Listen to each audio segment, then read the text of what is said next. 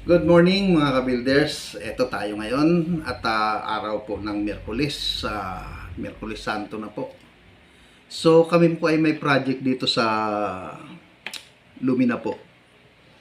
Ngayon po, ang aking project po dito ay interior design. Kasama po yung tiles, partition, ceiling, stairs, CR, at saka yung ground, yung dining area, at saka receiving area na may cove light. Pero dito po sa project namin na to, ibabahagi ko po to sa susunod. Ang ibabahagi ko po muna sa inyo ngayon ay yung technique o paraan ng pagta-tiles na walang kapak. Kasi pagkaraniwan na po, makikita po natin, subukan po ninyo. Yung mga kantuhan po ng tiles doon sa sulok, 'di ba? Apat po na tiles na magkakadikit 'yan. Kuminsan po walang laman 'yan. Bakit ko nasabi na kuminsan walang laman? Dahil nga po sa paraan ng pagta-tiles, doon po nagkakaroon ng problema. So, dito sa ibabahagi ko po sa inyo ay iba siya. So, kung bago ko ipagpatuloy, kung bago ka pa lang po sa aking channel, subscribe mo na. At huwag kalimutang pindutin ang notification bell para updated ka sa aking mga video. Huwag mo na rin kalimutang i-share. Nang yung iba naman magkaroon ng idea kung paano nila mailalagay sa tama yung trabaho ng pagta-tiles. I-comment nyo na rin kung magugustuhan po ninyo. Marami pong salamat. So, ito na nga po. Itutuloy ko na po yung kwento. Yung pagta-tiles po kasi, kuminsan tayo, hindi pare-parehas po kasi yung klase ng ating pamamaraan ng pagta-tiles. So kami, ang inuuna muna namin, kasi alam nyo na po naman na yung libilasyon po ng flooring ng bare type, hindi po pantay talaga yan. So ang ginagawa namin, ililibil po muna namin yan. Tapos, kung saan po yung may pinakamababang area, doon kami kumukuha ng libelasyon. Halimbawa, magdaano kami ng 4 cm. O sabihin na natin 4 cm po. Yung kapal, ang thickness po ng paupo. So doon po, sa paupo na yon, ang dapat huwag kang gagamit ng basa. O ang ibig kong sabihin, huwag kang gagamit ng malambot na paupo para sa paglalatag ng tiles. Kami po, ang ginagamit namin dyan is dry pack. So, yun na nga po. Nakikita nyo naman po kung ito turn over sa ating mga kalumina, mga ka-builders. Yung ating unit, walang tiles. Super type siya. Makinis po yung flooring niya. So, paano ang gagawin? Ganito po. Huwag nyo na titik-tik yan. Huwag nyo na pong itik-tik. Ang gawin po ninyo, pahiram po ng adhesive. So, kami ang ginagawa namin, pinapahiram namin ng adhesive yan. Kakapit po yan. Pagkapahit po ng adhesive, so ang gagawin namin, magtitimpla kami ng dry pack. So ang ginagawa namin sa dry pack, yun. Yun po ang ginagamit namin. So magtataka kayo bakit dry pack. Yung adhesive na pinahid mo, pag pinahid mo, pinatungan po ng dry pack yan, kakapit po yan. Then, kung iniisip po ninyo, paano boss kakapit yung tiles? Kung halimbawa dry pack ang gagamitin nyo. Sabi ko, sa dry pack kasi, kung ikaw magpapahid ka sa tiles ng sa likod ng tiles ng adhesive, yan, halimbawa ganyan. Papahiran mo ng adhesive yan. Tapos ipapatong mo lang sa dry pack. Boss, kakapak pa rin yan. Yes, tama. Kakapak talaga yan. Dahil ipinahid mo dun sa tiles Tapos ipapatong mo na kaagad dun sa dry pack, kakapak yan. Kasi ang mangyayari diyan, yung adhesive dun sa tiles, pag pinatok mo dun sa dry pack, angatin mo, dikit yung buhangin, tapos nakadikit rin yung buhangin, so yung gitna, tuyo yan So anong dapat gawin? Dry pack po kasi talaga is walang tubig. Kung wiwiligan nyo lang ng tubig yan Para yung simento doon sa buhangin, kumakapit na siya. Na hindi yung nilagay mo lang doon, simento at buhangin lang, hindi. Kailangan haluin mo siya, wiwiligan mo ng konting tubig. So, kung mamasa-masa siya. Ngayon, pag dinamper mo siya, Kailangan po siya kasi dyan, pag nilagay mo doon sa adhesive na pinatong mo o pinahiran mo yung flooring, kailangan patagin mo siya. Pagkapatag mo, i-damper mo ngayon yung tiles mo doon. So, kung nandoon ka na sa point na matigas na po yung dry pack, na hindi na bumababa siya, okay na. Angatin mo ngayon. So, doon sa tiles na inangat mo, yun ang gagamitin mo. Huwag mong lalagyan ng adhesive. Kasi pagka nilagyan mo ng adhesive, ang tendency po yan, yung adhesive lang po ang kakapit doon sa tiles na dinamper mo. Ay sa buhangin na dinamper mo. So yung gitna nun, walang kapit. So yung nasa ilalim rin na adhesive na pinagpatungan mo nung dry pack, yung kakapit po yun doon sa adhesive. At saka yung tiles nandoon doon kakapit. So pag inangat mo yun, hiwalay pa rin siya. So kapak po yun. So ang ginagawa po namin, hindi namin nilalagyan ng adhesive yung tiles. Nagtitimpla po kami ng adhesive na kailangan siya liquid. Yung pwede mong ibuhos. So, ganun ang ginagawa namin. So, ito, panoorin po ninyo. Para nang sa ganun po, makita po ninyo. Ito guys, ang sinasabi ko. Ayan.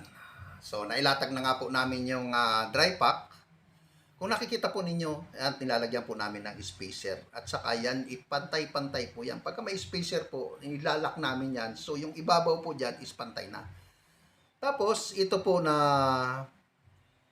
gilid ng tiles. So, nailapat na po namin, na i-damper na namin yan, na dry pack. Pagka-damper namin yan, ayan, binubuhusan po namin yan ng liquid adhesive.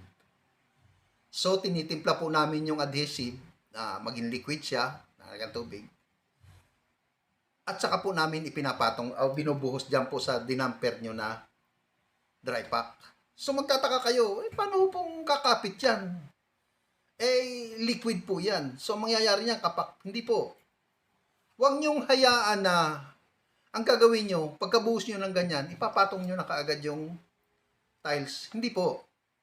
Kailangan po dyan, kasi nga po, yung nakikita nyo yung tiles po, ay yung adhesive po niya, is powder po yan. Pag nilagyan mo ng tubig, malulusaw po yan. So, kaya, dapat po, pagkatapos po na maihalo mo yan doon at ibuhos mo dyan, ang tubig po niyan bumababa. Bumababa po, unti-unti pong matutuyo yan. So, bumababa po, yung dry pack po, nababasa ng nababasa. So, habang nababasa po yan, ibig sabihin, moisture na po yung pumupunta sa ilalim. So, nag-aabot na po yung basa ng dry pack. So, doon na po, magkakaroon na siya ng didikit-dikit ng simento at buhangin. Ayan.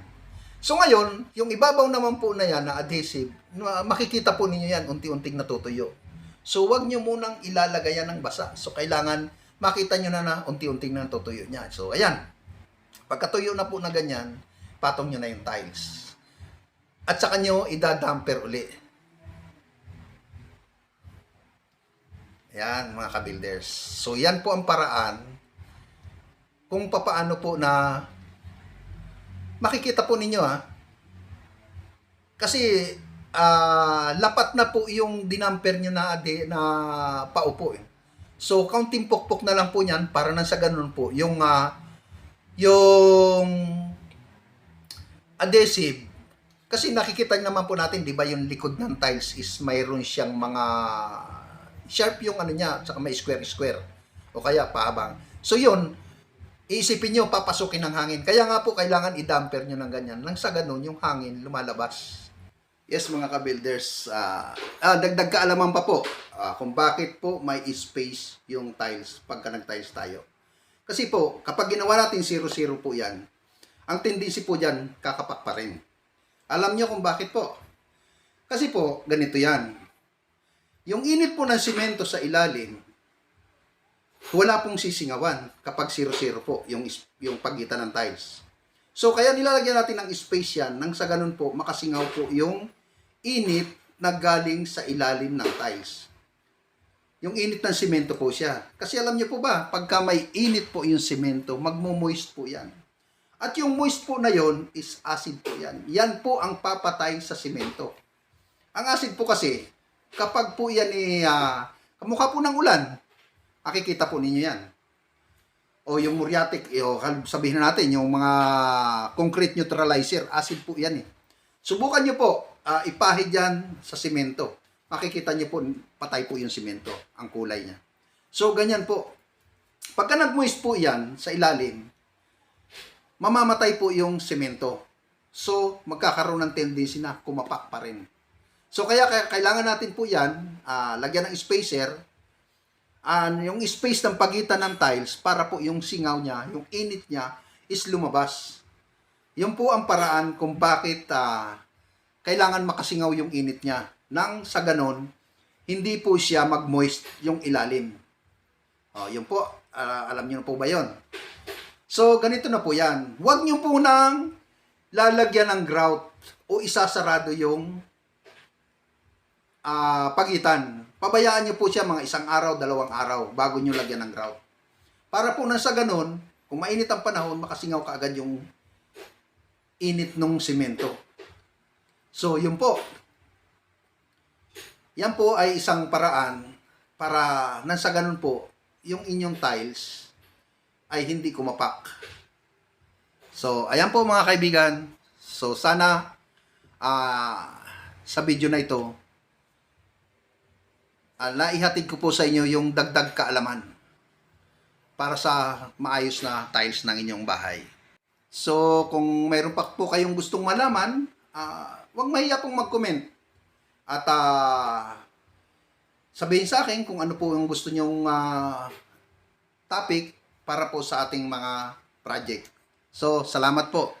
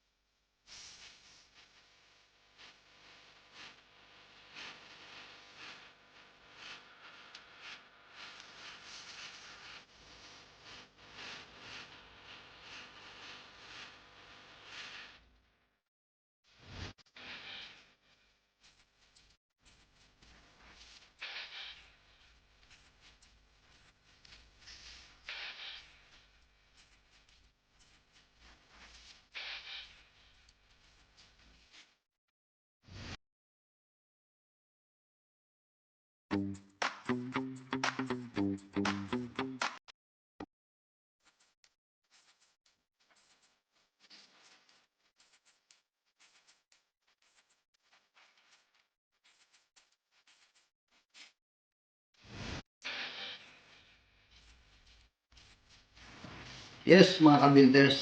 So, salamat po. So, ito, bago po ako magpaalam, shoutout muna ako kay Ma'am Crescencia Yang.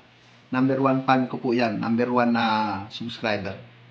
So, hello ma'am. Maraming salamat sa iyo. FJ Damit TV, thank you sir. Maraming salamat. Lalo na kay Sir Lee. Lee Inaki TV Vlog. Thank you sir sa suporta mo. Maraming salamat sa iyo. Moto Vlog, thank you. At saka doon pa sa iba pong mga subscriber ko na hindi ko mababanggit, pasensya na po kayo ha, sa susunod po.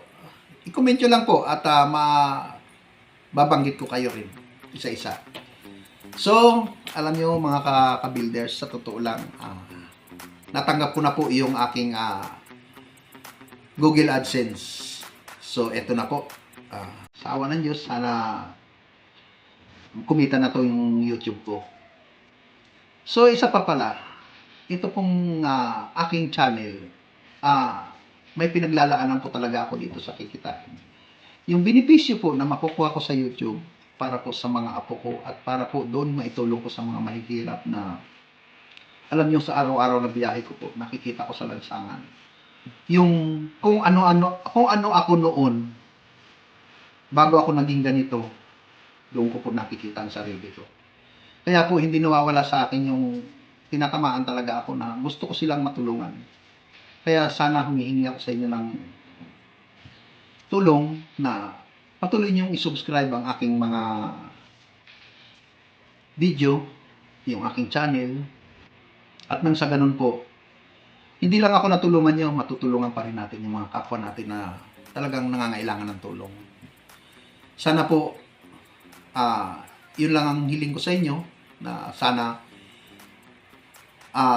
isa pa, itong channel ko, itong mga video ko, ay gusto ko talaga kapulutan ninyo ng aral, kapulutan ninyo ng mga idea kung paano nyo i-apply, kung ano yung nakikita nyo po dito sa aking channel, kung paano nyo i-apply sa inyong bahay. Okay lang po kung halimbawa hindi man akong maging contractor nyo sa pagpapagawa ng bahay. Alam ko na makapagbibigay pa rin ako sa inyo ng idea. So yun nga po, yung kikitain ko po dito talaga ay gusto ko itulong doon sa mga katulad ng mga pinanggalingan ko nung araw kung ano ako. At isa pa doon sa mga apo ko na gusto ko dumating man sa point na alam ko naman wala akong maibibigay kundi ito lang ang channel ko, ang YouTube. Kung ano bang benepisyo mayroon dito, yun ay para sa kanila. So maraming salamat, sir. Maraming salamat, ma'am. Sa inyo, mga subscriber ko. Saludo po ako sa inyo at sana po God bless. So ito pong video na ito na napanood nyo po ngayon, isang project ko po ito sa Lumina. Interior design lang po ito. So ang ginawa po lang namin dito ay yung tiles, partition, ceiling, yung stairs, yung CR, pagtatile sa CR, complete renovation, tapos yung receiving area, cube light, yun po, at pati pintura. So, lalagyan natin ng kakaibang kulay ang bahay nito para maging maganda. Sa kagustuhan na po ng may-ari, hindi po tayo ang nasusunod sa pagkukulay ng bahay.